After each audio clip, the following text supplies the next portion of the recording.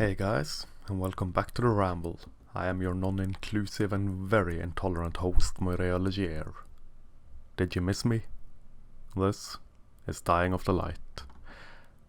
There is insanity on the wind, high, frantic ferocity in the streets, blanket statement madness across the Great Divide, apocalyptic, cataclysmic, terrifying news hammers hammer news into the USB sockets of our ears, transferring data at rates incomprehensible to human consciousness. All too fast, too quick, too much to comprehend or think or consider or reconsider. Travelling at speeds rivaling the speed of light is this newly angled speed of information, devoured once and then forgotten in the fog and in the haze. But, you know, as long as people stay pissed off and terrified, it's all good and fine and dandy. We, the conglomerate of plebs, read blood in digital print, salvation words inked in blood and feces to bring gobsmacking virtue salivation to the altar of our subconscious, a desire to be good and to do good in virtues, values, morals, ethics, far detached from any reason or rationality, far detached from fact in fact, a loud scream, an obnoxious siren wailing into the night, a vacuum cleaner's lonely howl, a distressed kitten singing in fear and terror in the dead of night. Where the light and beacon goes to die, where thought don't matter and facts are subjective, where facts are beholden to the eye and throat and twisting tongue of the beholder and the presenter presently presenting perversions as de facto fact. Spoken like truth, sung brilliantly in the dim twilight of our civilization and its peak some years ago, now in decline and faltering, falling, sweltering, big, bulbous and dangly like great pendulous beer bellies forever toasting the murky waters of our shared history. Lost to hedonism, decadence, decay and decrepitude.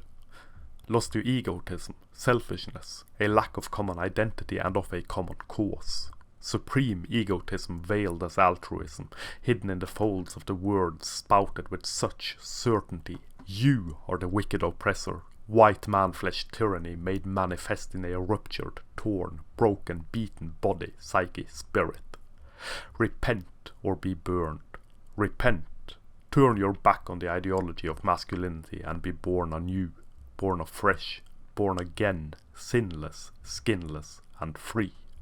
And this is truth, for the APA told me that it is. But only as free as the powers that be will let you be, you see. Where there is original sin, there will always be a sinner, always be a path going back to sin from which one can never be free, from which one can never turn. There is no redemption. There is naught but more sacrifice, more indulgence to be paid, more taxes for the coffers in the holy hubris that is the perverse and obscene church of the woeful woke. Divisive language is non-divisive. This is new fact clothed in new speak. It is, in fact, inclusive as long as the divisiveness is centered on those that must be divided and separated from the whole. The ones now labelled the common enemy of the greater good, the dismal greater good that sees revolution carried out in babbled monologues come late-night television or daytime television and its shallow sentiments. Point and laugh at the enemy, for he is not one of our tribe, our clan, or calamity of conceit and malcontent. We are inclusive enough to not include those that are deemed non-inclusive. Get it? All is falling, tumbling into chaos and grave boredom in eyes, minds, ears, thoughts of college-age kids with nothing to do and nowhere to go, no real battles and no real life skills and no real life. Death, famine, pestilence and war comes careening in on silk-laced panties torn from the veil of midnight and her whores, and the cloaks of misplaced rage, wrath, ruin, trample on all and sundry in most hallowed, most sacred slutwalks, all slutted up, slagged out, fingered once and then forgotten, and then pissed off, and then pointless, useless, thoughtless. Rage. Rage against the dying of the light. And all the imbecility, all the maladjusted tendencies, the violence, the chaos erupting, the clammy brutality of these peaceful protests, The shakedowns, the breakdowns, the clowns and the caterpillars will all tumble and brush the dust from their shoulders in malnourished, soy-driven glee as reality comes rushing in through the front door or in through the back door, delivering full force sodomy on the quivering thoughts and shelters, on the safe spaces and the safe zones, the alluring words and thoughts and deeds from those who believe that they do good in the fight for common good. A common good whose common phrase is thinly veiled disgust, thinly shaved sociopathy hiding behind the elusive word salad that claims goodness and kindness and decency through moral posturing via vacuous words that mean nothing and say nothing, yet still present hollow superficialities that all and sundry can get behind at first glance. You do not wish to be perceived and presented as a bigot, now do you, wicked oppressor though you are? Repent. Repent and join us, for we are legion, for we are many, for there are many, many more of us than there is of you. Woohoo!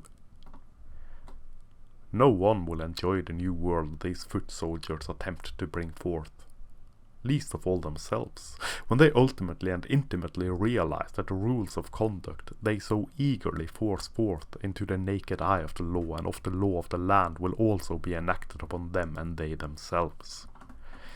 The revolution will always eat its own, will always tumble and fall down.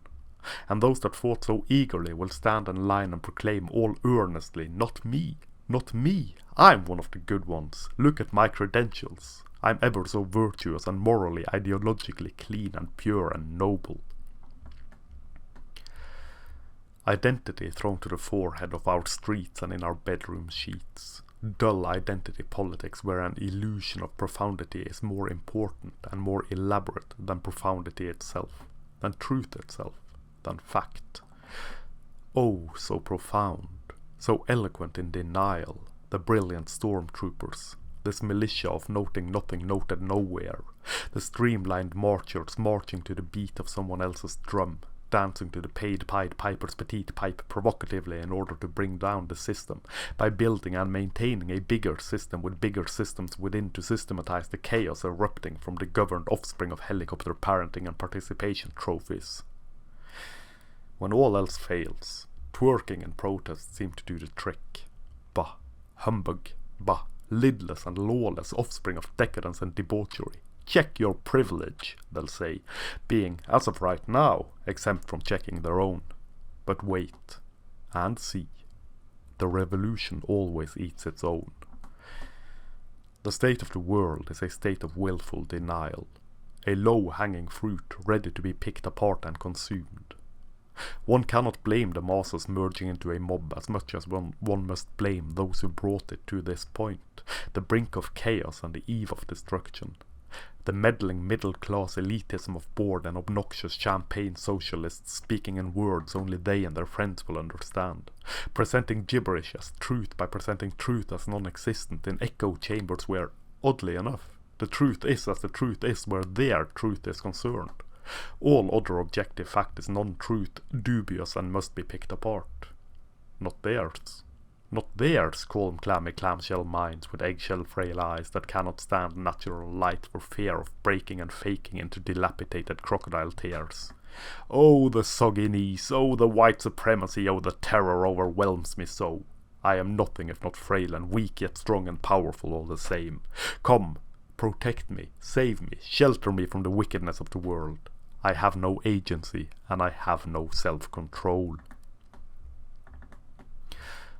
Those who are used to privilege will experience equality as oppression, they'll say, tender hand stroking the giant cock and rubbing the giant clit of society and her gormless norms, and still they never see, understand or realize that this trite and tragic sentence from an industry that was never designed to be internally consistent will come back and fuck them right up their collective ass as the revolution eats its own, as Cronus eats his young.